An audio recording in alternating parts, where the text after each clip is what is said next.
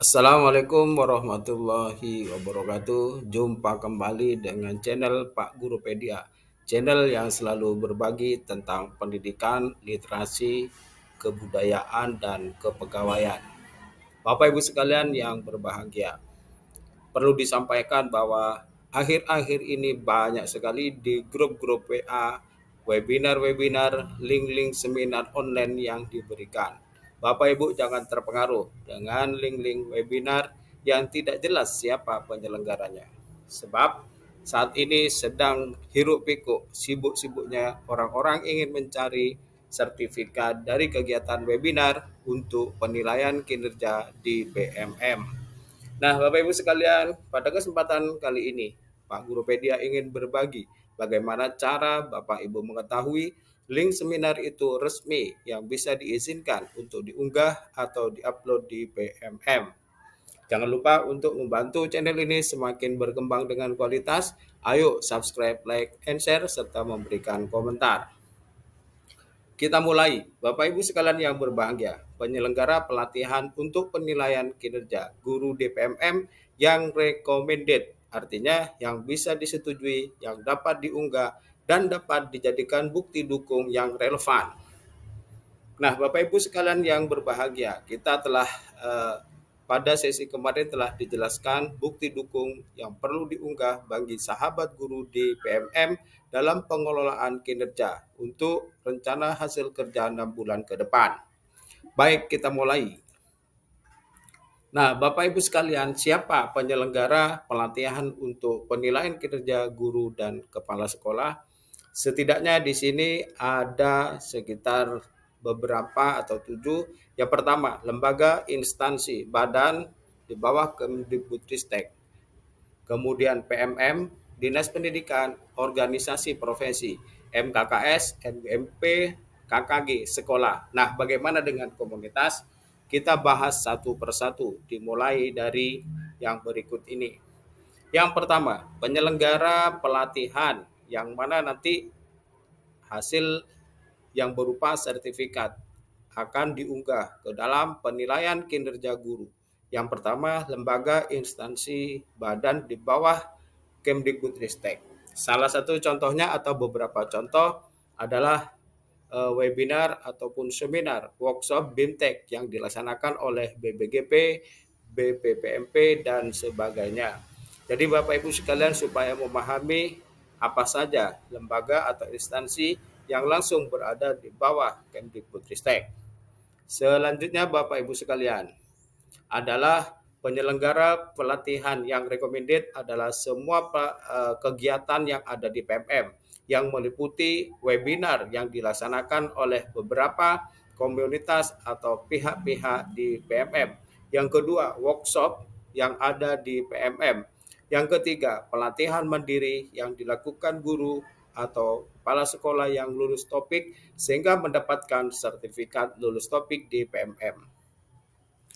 Itulah yang Bapak Ibu harus disesuaikan juga dengan pilihan-pilihan dimensi pada penilaian kinerja. Jangan sampai salah memilih dimensi dan salah mengikuti kegiatan webinar, workshop maupun pelatihan mandiri.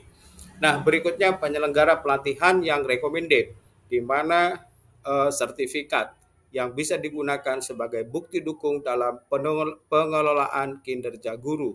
Yang pertama, Dinas Pendidikan Kabupaten maupun Dinas Pendidikan Provinsi, sehingga sertifikatnya dapat diakui sebagai bukti dukung dalam pengelolaan kinerja guru.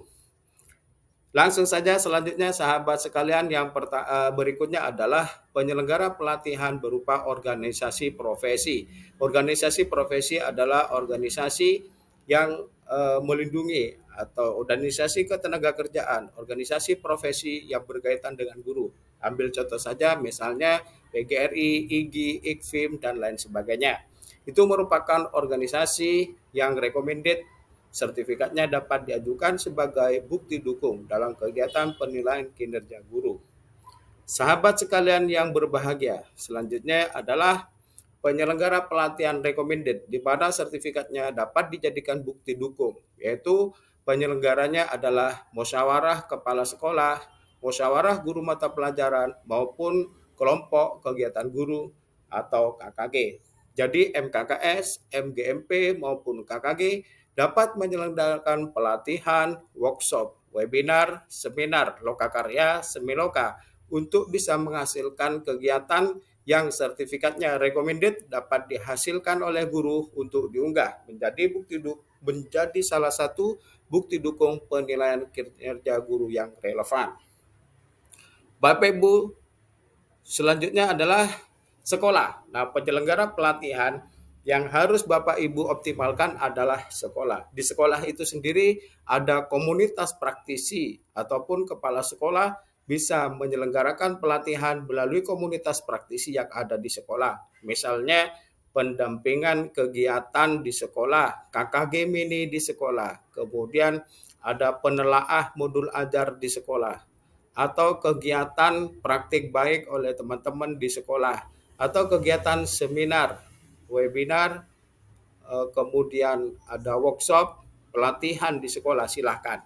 Selama kegiatan pelatihan tersebut relevan dengan kebutuhan rapor pendidikan yang ada pada dimensi pengelolaan kinerja, maka silahkan saja Bapak Ibu Kepala Sekolah menggagas pelatihan bersama dengan komunitas praktisi yang dibangun oleh guru penggerak yang ada di sekolah tersebut. Sehingga Bapak Ibu sekalian kepala sekolah dapat membantu lebih banyak dan lebih baik bagi guru untuk menggerakkan bisa melaksanakan menyelenggarakan kegiatan pelatihan maupun workshop di tingkat sekolah. Dan menurut yang Pak Guru Pedia ketahui bahwa hasil dari kegiatan seminar tersebut maupun workshop yang telah terbit sertifikat, baik ada jam maupun tidak ada jam, itu diakui sebagai bukti dukung yang sah dalam penilaian kinerja guru di PMM. Baik Bu, selanjutnya adalah penyelenggara pelatihan komunitas. Saya beri tanda tanya.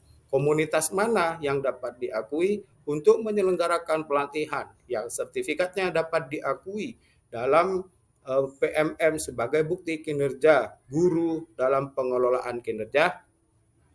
Terbaiknya adalah komunitas-komunitas yang telah terdaftar di PMM. Artinya komunitas menyelenggarakan webinar melalui link maupun melalui pendaftaran registrasi di PMM.